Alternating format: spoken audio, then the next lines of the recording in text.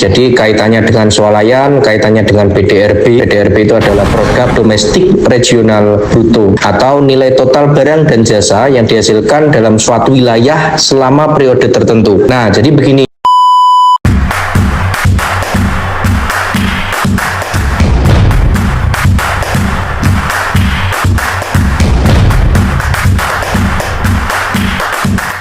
Sahabat Toko Mandiri Indonesia, jadi ini ada pertanyaan yang sangat menarik. Jadi kaitannya dengan swalayan, kaitannya dengan PDRB. PDRB itu adalah produk domestik regional bruto atau nilai total barang dan jasa yang dihasilkan dalam suatu wilayah selama periode tertentu. Nah, jadi begini, memang kami tidak banyak membahas tentang swalayan karena apa? Kaitannya skalanya berbeda ya. Terkait minimarket itu kan skalanya kecil sehingga kami bisa all out untuk ketika bikin konten ya, karena konten kami adalah dalam rangka untuk support UMKM sesuai visi Toko Mandiri Indonesia, toko minimarket mandiri, KM hebat Indonesia maju. Namun karena ini ada pertanyaan menarik ya terkait masalah swalayan dan PDRB, oke, akan saya tanggapi. Jadi begini, kami Toko Mandiri Indonesia sudah kurang lebih ada pengajuan dari mitra kami yang mau buka minimarket kurang lebih 5 ya.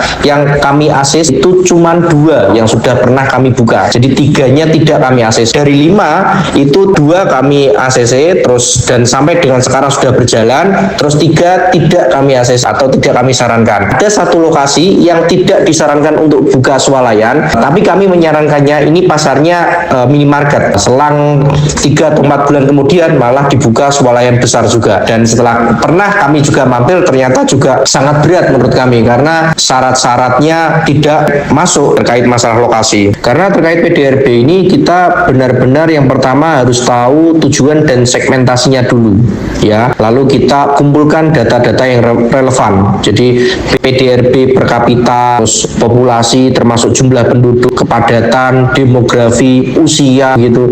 Terus perilaku konsumen, kompetitornya siapa saja, aksesibilitasnya seperti apa ya. Lokasi itu dekat jalan utama, harus ada transportasi publik begitu. Misalkan kalau di Semarang ini ada BRT, lalu kita juga harus menganalisa data PDRB ya, kita bandingkan dengan PDRB yang tinggi, menengah, rendah, terus kombinasi dengan data kependudukan begitu. Yang keempat kita juga dikelompokkan begitu, jadi segmentasi wilayah, jadi dari zona ekonomi, zona demografi, zona geografis begitu ya. Yang kelima kita juga harus menggunakan teknik statistik atau GIS. GIS itu adalah Geographic Information System. Jadi untuk memetakan data PDRB, populasi dan lokasi potensi swalayan. Lalu kita bikin riset atau uji coba, validasi. Setelah itu kita bisa ngambil keputusan ya. Nah, PDRB itu kita bisa dapatkan dari mana? Kita bisa akses sumber resmi dari pemerintah, Badan Pusat Statistik atau BPS